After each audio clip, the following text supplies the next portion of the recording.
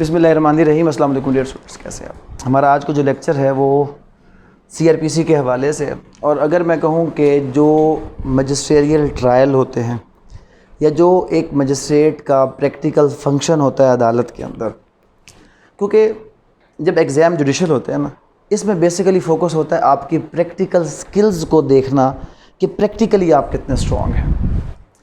जो पहला practical work CRPC के अंदर जो भी हमारे सामने, इससे पहले जितनी चीज़ें थी वो थ्योरेटिकल था कि ये होगा वो होगा वो किताबों की बातें थी, उसमें कुछ करने का नहीं था। जो पहली चीज़, पहला स्टेप, और मैं कह दूं कि अगर मोस्ट इम्पोर्टेंट एग्जामिनेशन क्वेश्चन वो कहाँ से शुरू हो रहा है हमारा आज, फ्रेमिंग ऑफ चार्ज से। फ्रेमिंग ऑफ चार्ज से थ्योरेटिकल क्वेश्चन भी आ सकता है और प्रैक्टिकल क्वेश्चन भी आ सकता है। प्रैक्टिकल क्वेश्चन जो इसमें बेसिकली आता है वो ये आता है कि जी आप एक चार्ज फ्रेम करें, और चार्ज फ्रेम करने के लिए आपको प्रोपोजिशन दे दी जाती है, जिस प्रोपोजिशन में बेसिकली आपने दो चीज़ें करनी होती हैं। एक तो आपने उसका ड्राफ्ट बनाना होता है, और दूसरा जो अफेंस वहाँ पे एक्चुअली मेड आउट होता है वो अफेंस आपने उसमें से डिटरमिन करना होता है कि जो करंट प्रोपोजिशन है उसमें क्या अफेंस है। जो लास्ट पेपर में, लास्ट मतलब किसी भी पिछले पेपर के अंदर एक प्रोपोजिशन आई, मैं आपको बताता हूँ, आपने अपने जहन में सोचना है और फिर मुझे बताना है कि जो मैं जवाब बताऊँगा उसके बदले में आपने सही सोचा या गलत सोचा। उसमें क्वेश्चन कुछ इस तरह था कि एक शख्स है, वो जिग जैग ड्राइविंग करते हुए आता है, बस चला रहा है, एक दीवार तोड़ देता है। दीवार तोड़ने के बाद एक रक्शे वाले को नुकसान पहुंचा देता है, और एक शख्स को ज़ख्मी करता है, और जिसको ज़ख्मी करता है उसकी टांग टूट जाती है। आप इस शख्स के ऊपर चार्ज फ्रेम करें। टांग का टूट जाना, टांग का टूट जाना क्या हो गया, ये तो हमें पता है कि जब जिस्म के किसी हिस्से को जिस्म से अलग कर दिया जाए तो कौन सा ज़ख़म है, इत्तलाफ़े उज़्व, कट गई ना, ख़त्म होगी, तलफ़ हो गई, इत्तलाफ़े उज़्व है जनाब। तो इत्तलाफ़े उज़्व हो गया है। अब ये जो इत्तलाफ़े उज़्व हुआ, इसके हवाले से और भी क्या हुआ, दीवार भी तोड़ी उसने, पब्लिक वे पे चढ़ के आया, फुटपाथ पे चढ़ा। फुटपाथ क्या होता है, पब्लिक वे होता है। उसके बाद उसने रक्शे वाले को नुकसान पहुंचाया और दीवार तोड़ी। चार्ज फ्रेम करें तो एक दफ़ा तो हमारे जहन में क्लियर हो गया, एक तो हमें पता चलेगा कोई नुकसान हो गया है, दूसरा हमें इसलिए पता नहीं चल सकता क्योंकि हम में से बहुत कम लोगों ने PPC पढ़ी है और बहुत कम लोग अदालत में गए हैं, दूसरी चीज़ पता नहीं चल सकती। लेकिन आज आके एक चीज़ हमें पता चली कि इसमें इत्तलाफ़ उज़्व की कौन सी दफ़ा है, 300 कौन सी है, 34, 37 तो हर्ट की है ना, 334 है। एक दफ़ा तो कौन सी लगेगी उसके ऊपर, 300, सबके जहनों में आ गया ना 334। यही तो मैं कह रहा था कि आपके जहनों में आएगा और वो क्या होगा, बिल्कुल गलत। आप सब की सोच गलत। प्रोपोजिशन का मकसद यही होता है कि मैं आपको गलत तरफ लेकर जाऊं और मुझे पता चले कि आप सही हैं या आप गलत हैं। आप सब गलत। 337 जी अगर किसी के पास PPC है तो वो इसमें पढ़े 337 जी पढ़ ले। जब आप 337 जी पढ़ेंगे तो ये है हर्ट ड्यूरिंग रैश और नेग्लिजेंट ड्राइविंग। मुझे एक छोटी सी चीज़ बताएं, कत्ल 302 है, अगर किसी को एक्सीडेंट के ज़रिए से कत्ल किया जाए तो 302 लगेगा या 320? 320, 302 नहीं लगेगा। मतलब जब एक्सीडेंट आ जाए तो एक्चुअल ज़ख्म जो भी है, एक्चुअल जो भी ऑफेंस है वो साइड पे रहेगा, और कौन सा ऑफेंस सामने आ जाएगा, जो आपका एक्सीडेंट के थ्रू हुआ है। तो यहाँ पर मेरा भाई जो भी हर्ट उसको हुआ है, बात है कि हर्ट किसके ज़रिए से हुआ है, एक्सीडेंट। तो 337 जी क्या है, हर्ट, नेग्लिजेंट और रैश ड्राइविंग का। तो अब जिसने सिर्फ ये लफ्ज़ सही पकड़ा, वो पकड़ेगा कौन, जिसने ये चीज़ पढ़ी है कि यहाँ पर, अब मैंने आपको कंफ्यूज करने के लिए इत्तलाफ़ उज़्व में लेकर चला गया, सिर्फ इसलिए कि आप उधर जाए, मैं ले जाना चाहता था, पर आपको जाना नहीं चाहिए था। आपको क्या करना चाहिए था, आपको ये करना चाहिए था। अगर आपने ये नहीं किया, जैसे वो एक था ना, उधर चले जाओ, उधर चले जाओ, उधर जाओगे तो ये होगा, उधर जाओ, तो आखिर पे जाके पता नहीं कुछ गलत हो जाता, तो वो कहते इधर तो नहीं जाना था। तो आपने भी क्या करना है कि वो दफ़ा आपने एक क्लियर होगी। दूसरी आपको पता होनी चाहिए 427, बड़ी कॉमन दफ़ा है, अक्सर जिसके ऊपर चार्ज फ्रेम करने के लिए आ जाता है, नुकसान रसानी। जितने भी ये तोड़ फोड़ नुकसानात लड़ाई झगड़े में होते हैं, बिल्डिंग टूट गई, दीवार टूट गई, गली टूट गई, शीशा टूट गया, गाड़ी का शीशा टूट गया, जितने भी नुकसानात हैं सब की दफ़ा कौन सी है? 427। 279 279 पीपीसी ज़रा खोल के पढ़ें जनाब, किसी ने अगर पढ़ा है तो 279 पीपीसी खोल लें आप लोग।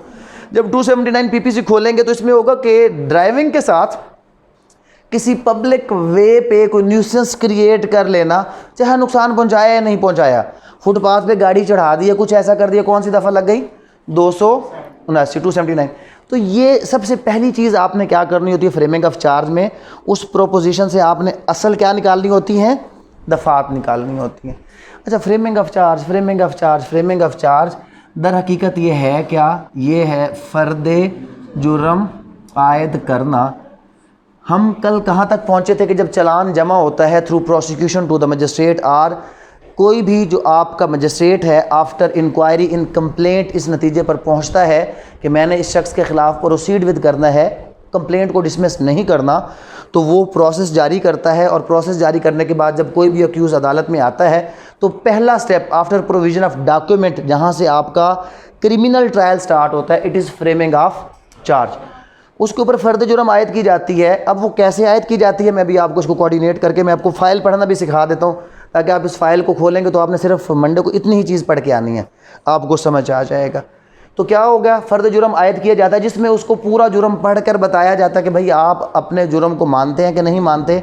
तो आपने सुना होगा उसने सेहत जुर्म से इनकार कर दिया। सेहत जुर्म से इनकार कर दिया मीन्स उसने डिनाई कर दिया, रिफ्यूज़ कर दिया, उसने प्लीड नॉट गिल्टी कर दिया कि मैं इस जुर्म को नहीं मानता, तो फिर ट्रायल स्टार्ट हो जाएगा। तो what is framing of charge? Charge या framing of charge is the first step of the criminal trial. यहाँ से क्रिमिनल ट्रायल हमारा मूव होता है। इसका बेसिक मकसद किसी भी अक्यूज़ को प्रिसाइज इन्फॉर्मेशन देना अबाउट द ऑफेंस कि भाई तुम्हारे ऊपर ये इल्ज़ाम है, और साथ ही प्रोसिक्यूटर को बताना कि तुम्हारी दी गई कंप्लेंट या इन्फॉर्मेशन से ये ऑफेंस मेड आउट होता है, तो अब तुमने ये ऑफेंस इसके ऊपर साबित करना है। इसने डिनाई करना है और इसने क्या करना है? साबित करना है। तो ये चार्ज का बेसिक ऑब्जेक्ट, बेसिक मकसद होता है। अच्छा, अगर क्रिमिनल फाइल आप कोई भी उठाएंगे, इसमें एक चीज़ मैं आपको पहले क्लियर कर दूँ, कभी भी आप वकील के दफ्तर की फ़ाइल मत उठाइएगा, आप कुछ नहीं सीख सकेंगे। रीज़न, किसी भी वकील के दफ्तर में कभी भी मुकम्मल फ़ाइल नहीं होती। या तो वो वन साइड वो होती है जो इस वकील की तरफ से मूव हो रही होती है, या अगर होती भी है तो उसमें बहुत से ऑर्डर्स सीक्वेंस में जो चीज़ें होनी चाहिए वो हमेशा क्या होती हैं? मिस होती हैं। अगर आप कोई कोर्ट फाइल लेंगे और कोर्ट फाइल की, इसको कहते हैं A to Z कॉपी, अगर आपने वाकई प्रैक्टिस करनी है और आपने वकील बनना है तो आप सबसे पहला काम ये A to Z कॉपी बैठ के पढ़ें। जब आप ये A to Z कॉपियाँ बैठ के पढ़ेंगे तो आपको CRPC समझ आएगा, आपको QSO समझ आएगा, आपको PPC समझ आएगा, उसकी एप्लीकेशन समझ आएगी, और आपके प्रोपोजिशंस जो आप परेशान हैं इस वक्त जुडिशल एस्पिरेंट्स के लिए जो यहाँ पर लोग आते हैं, सबसे पहला क्वेश्चन ये होता है सर प्रोपोजिशन कैसे करते हैं? और यार प्रोपोजिशन सिर्फ वो कर सकता है जो प्रैक्टिकली स्किल्ड है, हर बंदा नहीं कर सकता। क्रिमिनल फाइल के सर पे क्या लगा होगा? क्या लगा हुआ है? चालान। ये चालान है जो हर क्रिमिनल फाइल, यहाँ पर क्या हुआ, पुलिस ने अपना काम किसके हवाले कर दिया?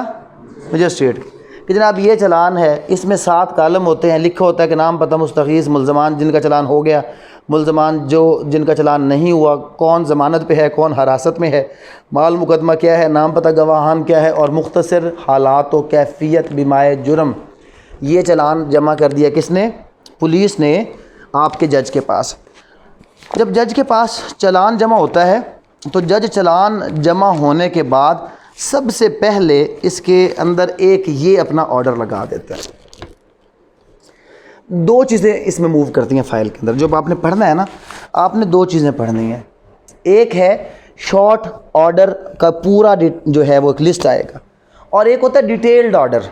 शॉर्ट ऑर्डर क्या होता है, हर पेशी का अहवाल कहाँ पे होगा, शॉर्ट ऑर्डर के अंदर होगा, और डिटेल उसकी कहाँ पे होगी। अब जैसे शॉर्ट ऑर्डर में वो सिर्फ इतना लिखेगा कि फ़ाइल रिसीव्ड और फ़लाँ काम मैंने कर दिया, और अगला डिटेल ऑर्डर उसमें क्या लगाएगा कि जी फ़लाँ बंदा है, ये केस आ रहा है, फ़लाँ सेक्शन के तहत आ रहा है, और मैं इस केस को यहाँ पे क्या कर रहा हूँ अपने पास। अब इसने क्या किया देखें, द ऑफेंस अंडर सेक्शन 302, तो मतलब ये किसके पास है, सेशन के पास होगा। क्या सेशन खुद कॉग्निजेंस ले सकता है, नहीं ले सकता। अब इसमें क्या लिखा हुआ है, the offence under section 302 PPC is exclusively triable by honourable court of session, hence instant report under section 173 CRPC is hereby sent up to the court of worthy session judge Lahore under section 190 class 3 CRPC for 3/6/2019 अहलमद is directed. यही चीज़ हमने कल पढ़ी थी कि जब judicial magistrate के पास को case आएगा तो वो क्या कर देगा, भेज देगा, और साथ जुडिशल मजिस्ट्रेट साहब ने अपने क्या कर दिए। तो अगर सेशन की फ़ाइल होगी तो सेशन की फ़ाइल में सबसे पहले जो कॉग्निजेंस ली होगी किसने ली होगी, मजिस्ट्रेट ने, और मजिस्ट्रेट ने फ़ाइल किसको फॉरवर्ड कर दी है, सेशन को। अब सेशन अगले ऑर्डर में इस फाइल को क्या करेगा, कहता जी कि अटेस्टेड कॉपी जो है वो रिक्वायर हो गई हैं, वो मिल गई हैं, दे दी हैं, और अब मैं अगले काम की तरफ जा रहा हूँ, और वो अगला काम क्या है, फ्रेमिंग ऑफ चार्ज। यहाँ पर ये तफसीली ऑर्डर लिखता जाएगा, और इसकी जो ऑर्डर शीट होगी उसके अंदर सिर्फ ये कितना लिखता जाएगा, सिंगल लफ्ज़ लिखता जाएगा कि आज ये हुआ, ये ऑर्डर शीट आ गई जनाब, 10 को ये हुआ, फलां तारीख को ये हुआ। जिस दिन इसने उसको चार्ज किया होगा, ये ऑर्डर शीट अगर आप इसकी पढ़ते जाएंगे तो पहले ऑर्डर शीट होगी, A to Z इसकी ऑर्डर शीट होगी, जहाँ पर इसके ऑर्डर्स जितने दिन ये मुकदमा चला होगा, जहाँ पर इसके ये शॉर्ट ऑर्डर्स हैं। ये शॉर्ट ऑर्डर कब होते हैं, हर हेयरिंग के ऊपर, जो इसकी हेयरिंग होती जाएगी, हर हेयरिंग के ऊपर इसका जो ये शॉर्ट ऑर्डर आपको मैं बता रहा हूँ, ये शॉर्ट ऑर्डर इसके अंदर क्या होगा, ये लगते चले जाएंगे। ये सारे के सारे क्या हो गए हमारे शॉर्ट ऑर्डर। ज़मानत की दरख्वास्त आ गई, शॉर्ट ऑर्डर में लिख देगा। डिटेल्ड ऑर्डर किधर लगाएगा, बाद में लगाएगा। चार्ज फ्रेमिंग का यहाँ पर सिर्फ क्या लिखेगा कि फ़लाँ डेट को चार्ज मैंने क्या किया है, फ्रेम कर दिया है।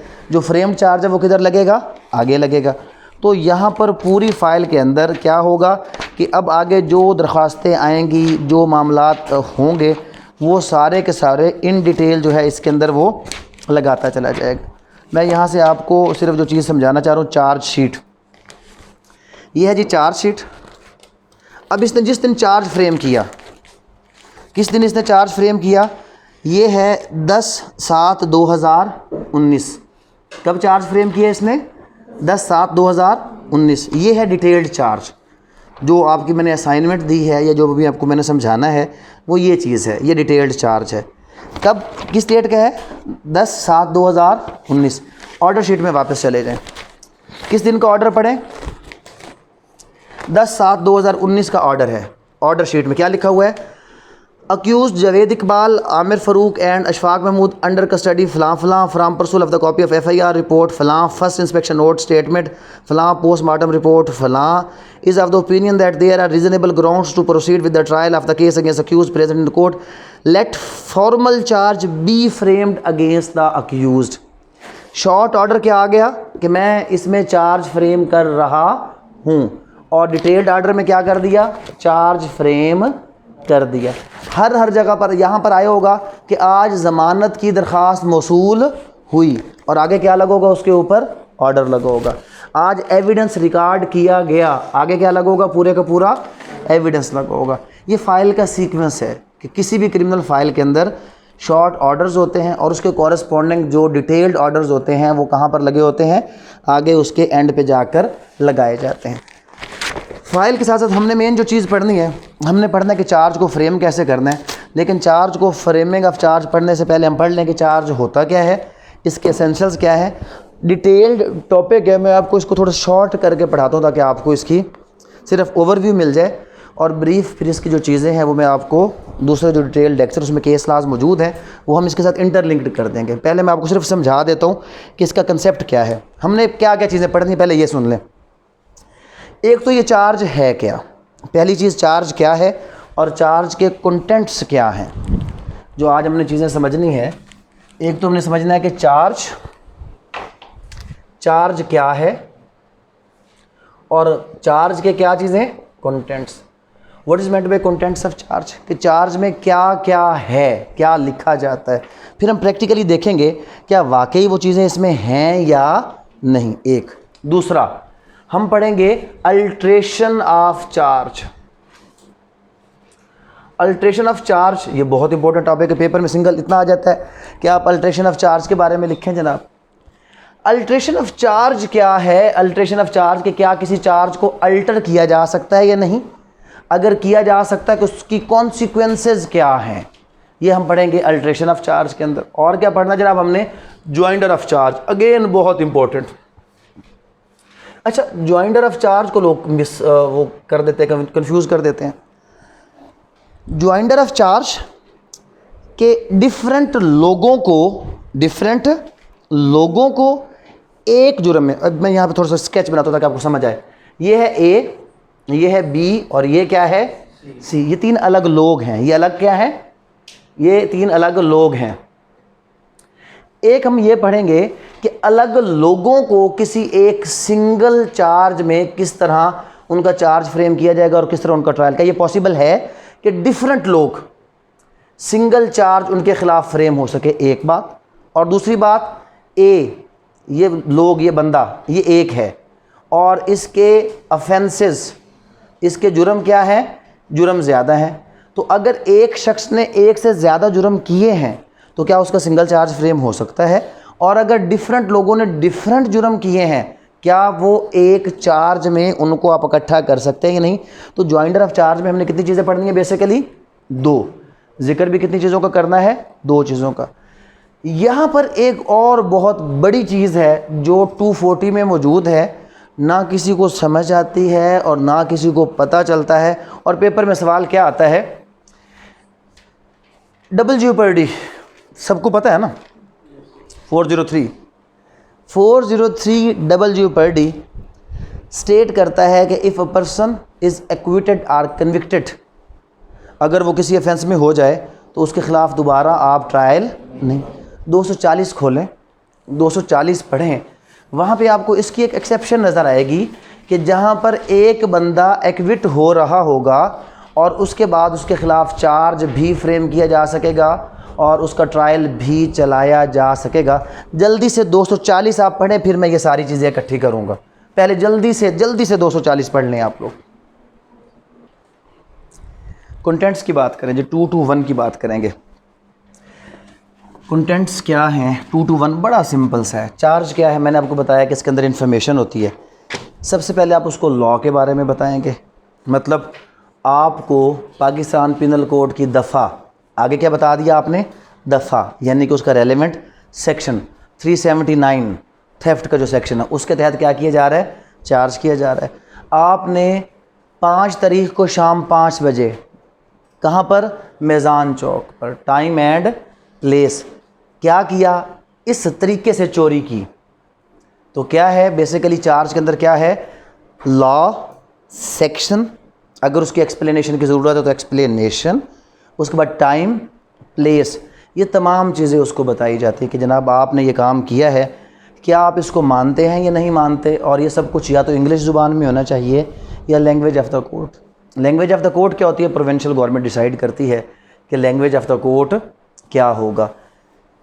क्या प्रीवियस कन्विक्शन लिखना ज़रूरी है या नहीं। तो अगर आप जो चार्ज फ्रेम कर रहे हैं वो पीपीसी के चैप्टर 12 और 17 के साथ रिलेटेड है तो आप सेक्शन 75 ज़रा पीपीसी पढ़ लें।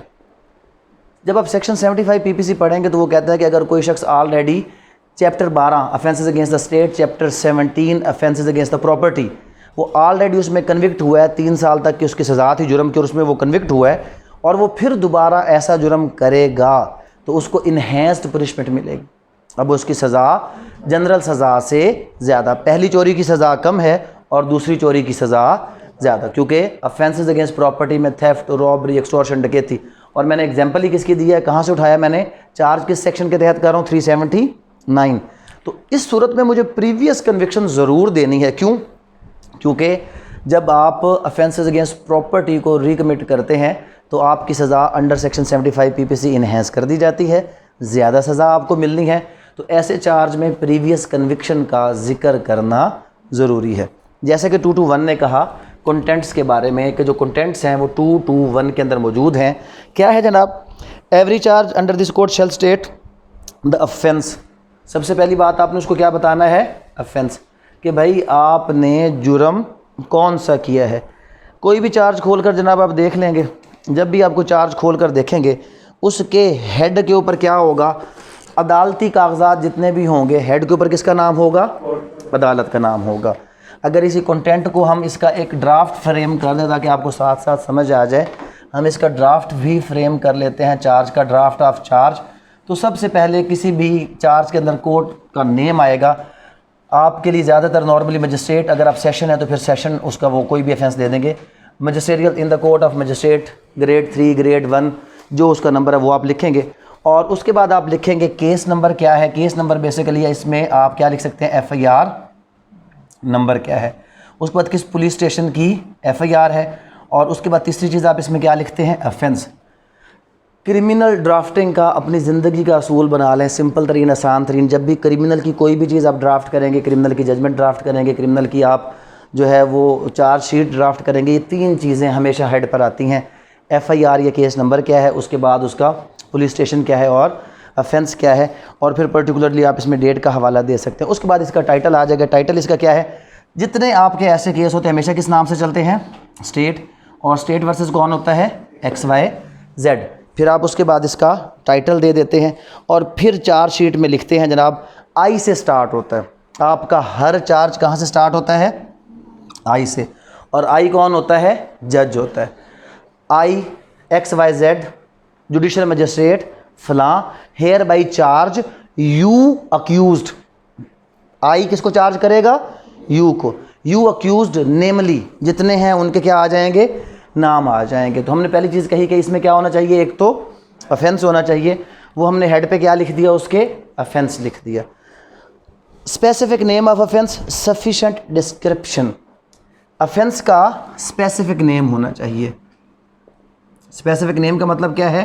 जो वहाँ पर जुर्म के ऊपर मौजूद है कि थेफ्ट है, ऑटो थेफ्ट है, कौन सी थेफ्ट आपने की है, थेफ्ट इन डिवेलिंग हाउस की है, जो किसी भी सेक्शन का टाइटल होता है ना, वो उसका क्या होता है? स्पेसिफिक नेम होता है, वो आपने उसका हवाला देना है। How stated where offence has no specific name. PPC पढ़ लें, स्पेशल लॉ पढ़ लें, कहीं पर कुछ स्पेसिफिक नेम नहीं होते तो फिर आप उसकी थोड़ी सी एक्सप्लेनेशन देंगे कि उस बंदे को समझ आए कि आप देखें, अगर मैं यहाँ पर खड़े होकर कहूँ कि जनाब थोड़ी देर पहले मैंने 427 की बात की, मैक्सिमम लोगों को 427 का पता नहीं था, तो क्या मुल्ज़िमान को पता होगा? वैसे उनको पता होता है, लेकिन जनरली उनको पता नहीं होगा। अगर उनको पता नहीं है तो फिर आप उनको एक्सप्लेन करेंगे कि भाई 427 का मतलब है नुकसान रसानी। तुमने जो काम किया, तुमने फ़लाँ दीवार तोड़ी है, तुमने नुकसान किया है, लिहाजा तुम्हारे ऊपर ये दफ़ा लगाई जा रही है। तो आप अगर स्पेसिफिक नेम नहीं है तो आप उसको एक्सप्लेन करेंगे, और उसके बाद एक्सप्लेन करेंगे। कुछ चीज़ें हैं implied in charge. Implied in charge क्या है? ये चीज़ें लाजमी तौर पर इसमें होनी चाहिए। The fact that the charge is made is equivalent to a statement that very legal condition required by law. कहता है जी कि ये चीज़ जहन में रख लें कि जो कानून ने रिक्वायरमेंट बताई हैं चार्ज में, वो तमाम की तमाम चीज़ें होनी चाहिए।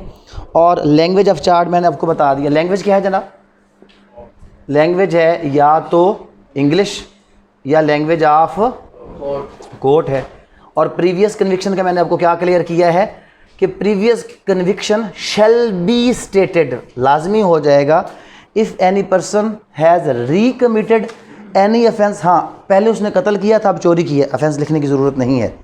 अगर पहले भी चैप्टर 12-17 में से कोई जुर्म किया है और अब फिर 12-17 का जुर्म क्या किया उसने? रिपीट किया है, तो इस सूरत में प्रीवियस कन्विक्शन उसकी लिखी जाएगी। क्यों लिखी जाएगी? क्योंकि 75 PPC कहता है कि अगर कोई चैप्टर 12-17, 12-17 PPC जुर्म को रिकमिट करेगा तो उसकी सज़ा क्या हो जाएगी? इन्हेंस हो जाएगी। 3 साल 10 साल में भी जा सकती है, उससे ज़्यादा भी हो सकती है। उसके बाद क्या होगा जनाब? नीचे इलस्ट्रेशंस है कि चार्ज किस तरह फ्रेम किया जाएगा। चार्ज इस तरह फ्रेम किया जाएगा, मैं आपको पढ़ के सुनाता हूँ। ये सारा यहाँ पर क्योंकि थोड़ा सा ये है, अगर एक सिंगल पर्सन का चार्ज होता इतना डिटेल्ड ना होता। यहाँ पर क्या है, 4 अक्यूज़ हैं, लिहाजा चार्ज क्या थोड़ा सा डिटेल है कि जब 4 अक्यूज़ हैं तो आपने उनको हर एक को कोई ना कोई उसके ऊपर इल्ज़ाम लगाना। अगर डिफरेंटली आप चार्ज कर रहे हैं तो आपने ऑफेंस लिखना है, अगर सेम चार्ज है फिर भी आपने लिखना है। जैसा कि यहाँ पे है कि ऑन 31/10/2018 एट अबाउट 2:15 PM, तो क्या लिख दिया जनाब हमने, किसी भी चार्ज के अंदर इसका टाइम भी लिखेंगे और इसका क्या लिखेंगे, प्लेस भी लिखेंगे और क्या लिखेंगे, इसका मैनर भी आगे सेक्शन में आ जाएगा। अच्छा जनाब, in the area of Lahore university at Kacha road falling within the jurisdiction of police station Kana Lahore you the above named accused along with, जो ये चीज़ है कोई भी चार्ज फ्रेम करेंगे स्टार्ट इसकी वर्डिंग क्या होगी, यही सेम वर्डिंग होगी, इसमें कोई भी फ़र्क नहीं होगा। विद को अक्यूज, अगर को अक्यूज हैं, armed with fire arm weapons in furtherness of your common intention, जब कॉमन इंटेंशन है तो दफ़ा इसमें 34 क्या होगा, ज़रूर लगा होगा। तो यहाँ पर भी सेक्शन कौन कौन से लगा हुए हैं, 394, 302, 411, 201 और 34। जब भी कॉमन इंटेंशन का लफ्ज़ आएगा 34 दफ़ा उसमें क्या होगा, ज़रूर लग जाएगा। 394, 302 में आपने उसको कत्ल कर दिया और 394 में आपने डकैती या रॉबरी कमिट नहीं की, अटेम्प्ट टू कमिट क्या है, रॉबरी। तो इसमें किस्सा क्या बनाया गया होगा कि आपने रॉबरी कमिट करते हुए फ़लाँ शख्स को क्या किया, मार दिया। अच्छा जनाब, ऑन 31 क्या हुआ, your common intention committed robbery forcibly snatching money bag from deceased, अब क्या हो गया, क्योंकि रॉबरी था तो स्नैचिंग मनी हो गया जनाब। फिर आपने क्या किया, have committed offence punishable under section 394 read with section 34 PPC which is within the cognizance of this court, that on the same day, time and place you the above named accused along with your co-accused armed with firearm weapons in furtherance of your common intention got recovered stolen property during commission of dacoity, snatched bag of cash amounting to 80,000 rupees, that thus you have committed offence punishable under section 41134 which is within the cognizance of this court, that on the same day, time and place you above named accused along with your co-accused armed with firearm weapon in furtherance of your common intention made firing upon Muhammad Tayyib within the intention to commit Qatl Ahmad who sustained injuries on his body and later on 21/11। समझने की बात क्या है, जितनी दफ़ा लगाई है ना, हर दफ़ा को अलग पैराग्राफ में उसने सब के ऊपर चार्ज किया है। अगर इसमें से किसी को निकालना चाहता कि ये बंदा रॉबरी में था, कत्ल में नहीं था, तो यहाँ पर उसको निकाला जा सकता था। आपको समझाना ये है कि मैंने आपको कितनी दफ़ा बताई थी, पहले 3 बताई थी ना, 279, 427 और उसके बाद कौन सी थी, 337G, 279 था, उसके बाद 427 था और 337G था। तो 3 पैराग्राफ बनते। पहले आप उसको लिखते कि ऑन फलां आपने क्या किया, अपनी गाड़ी से फ़लाँ दीवार को तोड़ा, जो आपने नुकसान किया 427 दफ़ा के तहत चार्ज हो रहा है। उसके बाद आपने ज़ख्मी किया 337G के तहत चार्ज हो रहा है। आपने पब्लिक रोड्स के ऊपर न्यूसेंस क्रिएट की 279 के तहत आपको क्या किया जा रहा है, चार्ज किया जा रहा है। ये सब कुछ करने के बाद इसमें एक चीज़ बहुत ज़रूरी होती है कि इसमें 2 तरीके होते हैं। वैसे ये तरीक़ाकार चलता है ज़्यादातर, लेकिन हम जो स्टूडेंट्स को बताते हैं वो क्वेश्चन आंसर का बताते हैं। ये भी हो सकता है कि आप एक सर्टिफिकेट दे दें, certified that the charge has been read over and explain to the accused in their own language to which they pleaded not guilty and claim. हम इसको 2 सवाल बना देते हैं कि do you understand the charge completely, तो आगे yes या नो हो जाता है, और डू यू प्लीड गिल्टी, आगे येस या नो। वो आप टेबल की शक्ल में भी दे सकते हैं, आप इस तरह के सर्टिफिकेट की शक्ल में भी दे सकते हैं। अगर ये किसी चार्ज के आखिर पे आप नहीं देंगे, पूरा चार्ज का क्वेश्चन आपका गलत कर दिया जाएगा। और अगर कोई जज प्रैक्टिकली ये चीज़ अपने चार्ज के आखिर पे नहीं देता तो उस चार्ज पर फ्रेम किया गया मुकम्मल मुकदमा सारे का सारा इर्रेगुलरिटी में चला जाएगा, जो पूरी प्रोसीडिंग को विशिएट कर देगा। तो यहाँ पर एक चीज़ जहन में रख लें कि जो इस किस्म की चीज़ें होती हैं, अगर हम एग्जामिनेशन की बात करें तो कोई भी ऐसा स्टेप अगर आप मिस करेंगे तो यहाँ पर यह भी हो सकता है कि आपका पूरा क्वेश्चन उसको क्या कर दिया जाए, कट कर दिया जाए। तो ये आपको समझ आ गया कि जनाब चार्ज क्या होता है और चार्ज फ्रेम कैसे होता है और चार्ज में क्या होना चाहिए। तो चार्ज है क्या, क्रिमिनल ट्रायल का जो आगाज़ है वो फ्रेमिंग ऑफ चार्ज से होता है। फ्रेमिंग ऑफ चार्ज जब हम अगले स्टेप में पढ़ेंगे, चार्ज फ्रेम करने से पहले अदालत क्या करती है, 7 दिन पहले अक्यूज़ को सारे के सारे डॉक्यूमेंट्स प्रोवाइड कर देती है कि जनाब हफ्ते बाद तुम्हारे ऊपर फ़र्द जुर्म आयद होनी है, तुम अपने आप को तैयार करके आ जाओ। और फिर उसके बाद हफ्ते बाद उसके ऊपर चार्ज फ्रेम किया जाता है, उसको पढ़कर सुनाया जाता है और उसके बाद उससे पूछा जाता है कि क्या तुम अपने जुर्म को तस्लीम करते हो या नहीं। अगर वो अपने जुर्म को तस्लीम करता है, जैसे फ़िल्मों में होता है हाँ जज साहब मैंने कत्ल, तो फिर वहाँ पे क्या होगा, मामला अलग हो जाएगा। अगर वो नहीं करता तो फिर मामला अलग। लेकिन चार्ज का बुनियादी मकसद किसी भी अक्यूज़ को किसी जुर्म के मुतल्लिक मुकम्मल तफसीलात फ़राहम करना ताकि वो अपने आप को क्या कर सके, डिफेंड कर सके। इसमें offence, explanation, language, previous conviction, time, place, manner, ये तमाम चीज़ें आती हैं। और 222 पर्टिकुलर्स के बारे में, किस पर्टिकुलर, टाइम, प्लेस, पर्सन, ये सारी बातें 222 में आपने लिखी हुई हैं, टाइम, प्लेस और पर्सन। यहाँ पर जब उसने उसको कहा कि आपने कत्ल किया तो उसने क्या किया, कन्विक्ट का नाम लिखा या नहीं लिखा, इसको भी ओपन कर लें। कन्विक्ट का नाम भी लिखा कि आपने फ़लाँ शख्स को कत्ल किया, तो आप उसका पर्सन का नाम भी लिखेंगे कि किसको उसने क्या किया, किसको उसने जो है वो कत्ल किया। 2 to 3 है, when manner of committing offence must be stated. जो मैनर है ये 223 कह रहा है कि हर जगह पर नहीं। अगर मैं इल्ज़ाम लगाता हूँ या जो भी शख्स इन्फॉर्मेट है वो इल्ज़ाम लगाता है इसने फ़्रॉड किया है, तो फ़्रॉड का मैनर ज़रूर लिखना है कि किस तरह फ़्रॉड किया है। हर चीज़ का मैनर लिखने की ज़रूरत नहीं है, लेकिन कुछ ऐसे मामलात है कि जहाँ पर खाली एलिगेशन नहीं लगानी बल्कि उसका तरीक़ाकार भी, खंजर के वार करके कत्ल किया, आतशी असला, ये यहाँ पर लिखा है कि किस तरह आपने किया, आर्म्ड विद वेपन। तो आपने जब ज़िक्र कोई कत्ल या कोई ऐसी चीज़ है तो वहाँ पे मैनर का जिक्र करना ज़रूरी है, अदरवाइज़ ज़रूरी नहीं है। 224 है, words in charge taken in sense of law under which offence is punishable. Simple सी बात उसने कही कि चार्ज में जो लफ्ज़ लिखे जाएंगे वो CRPC की ज़ुबान के नहीं होंगे। अगर PPC के सेक्शन के तहत चार्ज फ्रेम हो रहा है तो उसका मतलब कहाँ तलाश किया जाएगा, PPC के अंदर तलाश किया जाएगा। अफेक्ट ऑफ एरर्स, अब ये अलग सवाल आ जाएगा, मैं वो आपको बताता हूँ। यहाँ पर 224 तक एक सवाल मुकम्मल हुआ। 221 से 224 तक हमने क्या पढ़ा, हमने 4 से 5 चीज़ें पढ़ी। हमने पढ़ा कंटेंट्स ऑफ चार्ज। एक चीज़ जहन में रख लें, अगर पेपर में क्वेश्चन आ गया, किस चीज़ के बारे में क्वेश्चन आ गया कि आप जनाब लिखें चार्ज फ्रेम करें, तो आपने डायरेक्टली चार्ज फ्रेम नहीं करना, पहले आपने उसको चार्ज फ्रेमिंग के बारे में 1 से 2 सफ़हात में, क्योंकि ये तो बड़ा शॉर्ट क्वेश्चन बनेगा ना, आपने उसको पहले बताना है कि जनाब फ़लाँ सेक्शन से लेकर फ़लाँ के तहत चार्ज फ्रेम किया जाता है, ये चार्ज के कंटेंट्स होते हैं, ये चार्ज की अल्ट्रेशन है, ये जॉइंडर है, ताकि थोड़ा सा उस क्वेश्चन का सर पाँव बनाए। फिर उसके बाद आपका एक सफ़े का जो चार्ज फ्रेम करेंगे आप उसको क्या करेंगे, चार्ज को फ्रेम। इसमें बच्चे गलतियाँ यही करते हैं कि जब 3 ऑफेंस होते हैं तो नॉर्मली 3 ऑफेंस को सिंगल पैराग्राफ में आप चार्ज कर देते हैं। 3 को आप सिंगल पैराग्राफ में चार्ज ना करें, हर ऑफेंस को क्या करें आप अलग अलग पैराग्राफ के अंदर प्रॉपर। और तरीक़ाकार भी यही है कि जो आपके ऑफेंसेस होते हैं आप उसको प्रॉपरली क्या करते हैं, अलग अलग पैराग्राफ के अंदर जो भी एक्यूज़ड होते हैं उसके हवाले से आप चार्ज करते हैं।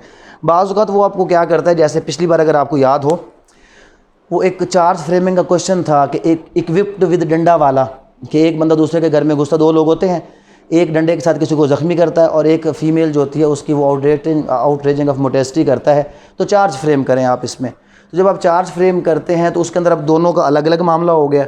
चार्ज सिंगल फ्रेम हो रहा होगा तो डंडे के साथ दोनों इक्विप्ड थे, आपने दफ़ा 34 लगाकर दोनों के ऊपर वो चीज़ लगा देनी है। आउटरेजिंग ऑफ मोडेस्टी कमरे में जाकर सिंगल पर्सन ने किया तो आपने उसको नीचे लिखकर आउटरेजिंग ऑफ मोडेस्टी का किसके ऊपर दे देना है, वो सिंगल पर्सन। तो ये प्रॉपर इसका तरीक़ाकार है किसी भी चार्ज को फ्रेम करने का। अब चलते हैं जी इफेक्ट ऑफ एरर। हाँ, पहले मैंने आपको इसमें बल्कि जिक्र भी नहीं किया, मैंने आपको बताया था चार्ज, अल्ट्रेशन और क्या बताया था उसका जॉइंडर। एक इंपॉर्टेंट चीज़ वाकई मैंने छोड़ दी और वो क्या था, इफेक्ट ऑफ एरर्स। ये बहुत इंपॉर्टेंट है, इसमें 2 बातें हैं। अगर ये मटेरियल एरर है तो फिर आपका पूरा मामला ही गलत, और यहाँ पर क्वैशमेंट ऑफ कन्विक्शन तक बात पहुँच जाती है। क्वैश का मतलब क्या होता है, ख़त्म करना, कन्विक्शन को ख़त्म करना। अगर चार्ज गलत फ्रेम किया गया था तो उस सूरत में आपका पूरा कन्विक्शन क्वैश किया जा सकता है।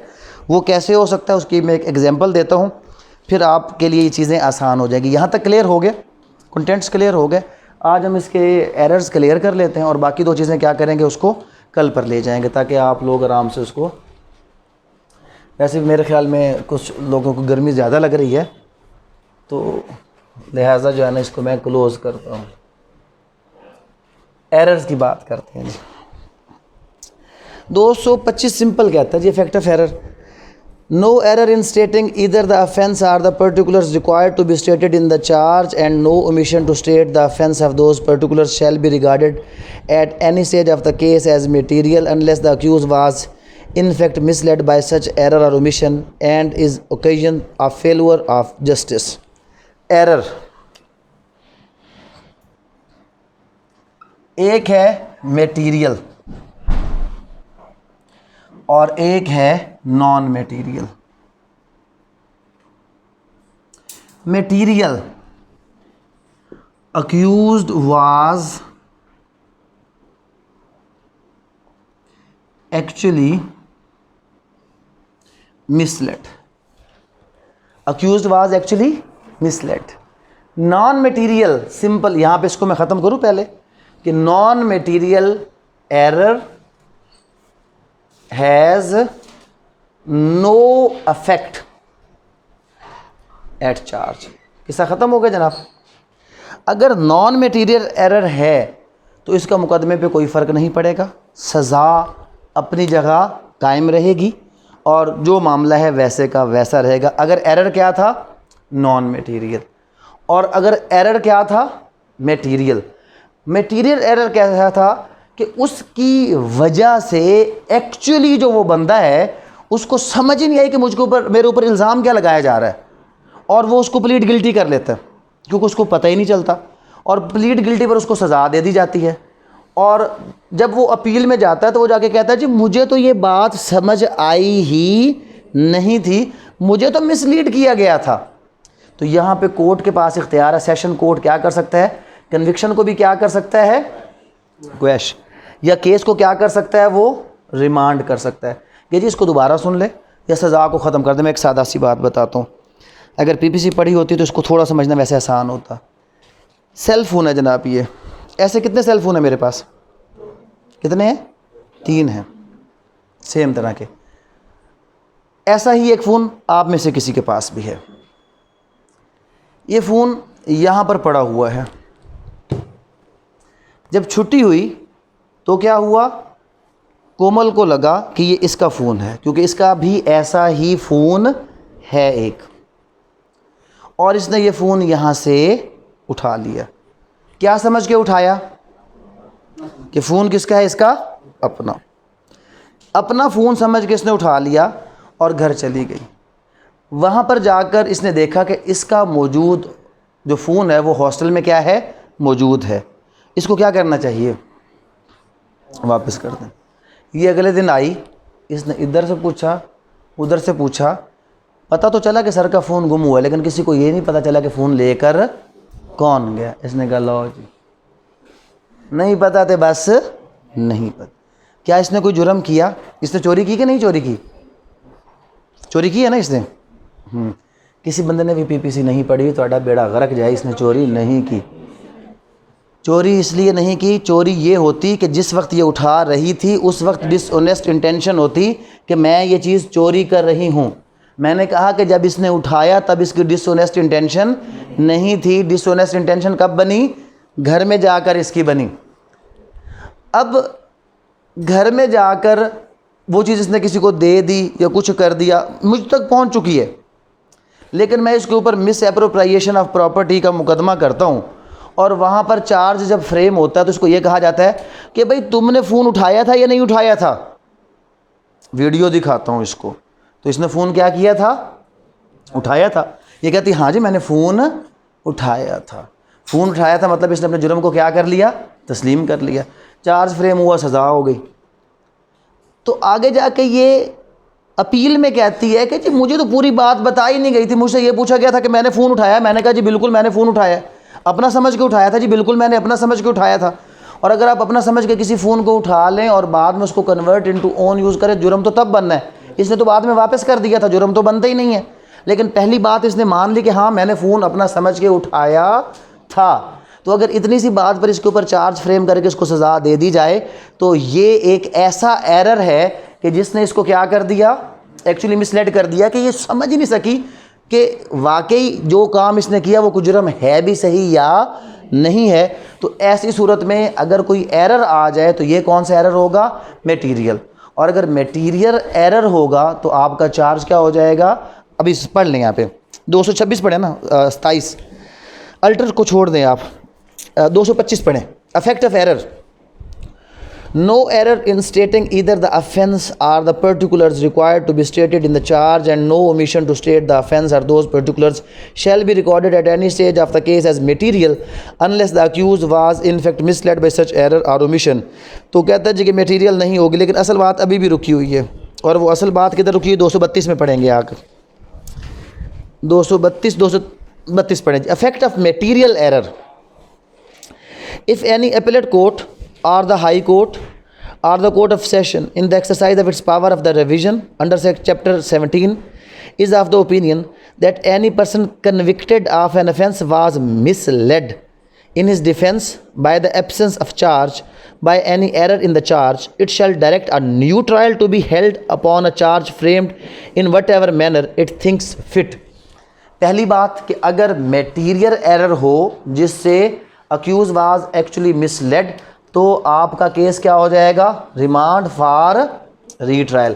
अच्छा, यहाँ पर आपसे ये सवाल घुमाकर इस तरह पूछा जा सकता है, is there any provision of retrial in the CRPC? तो आप कहते हैं रीट्रायल तो कहीं पर है ही नहीं, ट्रायल वाले चैप्टर में तो रीट्रायल का जिक्र नहीं है। लेकिन ये उसका जवाब, ये एक सिंगल सेक्शन, कौन सा जनाब? सेक्शन 232 है कि अगर फ्रेमिंग ऑफ चार्ज के वक्त the accused was actually misled by the charge, और उसके बाद कन्विक्शन उसकी हो जाए और वो बंदा कहाँ चला जाए? रिवीजन में चला जाए, तो जो रिविजनल कोर्ट है, कोर्ट ऑफ सेशन या हाई कोर्ट, वो क्या ऑर्डर कर सकता है? रीट्रायल का ऑर्डर कर सकता है। एक बात। अगली बात और क्या कर सकता है? If the court is of the opinion that the facts of the case are such that no valid charge could be preferred against the accused in respect of the facts proved, it shall quash the conviction. और अगर वो कहे कि यार अगर इसको मुकम्मल charge समझाया जाता तो इसकी तो कन्विक्शन हो ही नहीं सकती थी, क्योंकि वो कह रही है कि हाँ जी मैंने उठाया, ये समझकर उठाया कि चीज़ किसकी है? मेरी है। लेकिन साथ वो अगली बात कर रही है जी बाद में मैंने सर को वापस कर दिया था जब मुझे पता चला था। तो जब इसने वापस कर दिया तो जुर्म क्या हो गया? ख़त्म हो गया, क्योंकि इसमें कहीं पर भी कोई चीज़, ये जुर्म कंप्लीट उस वक्त होगा कि जब ये उठा कर जाए और convert into its own use करे। अगर ये कन्वर्ट इनटू ओन यूज़ नहीं करेगी तो जुर्म मुकम्मल नहीं होगा। जुर्म मुकम्मल नहीं होगा तो हम इसके ख़िलाफ़ सज़ा, तो जब इसको पूरी बात क्लियर होगी तो ऑटोमेटिकली इसकी सज़ा क्या हो जाएगी? क्वैश हो जाएगी।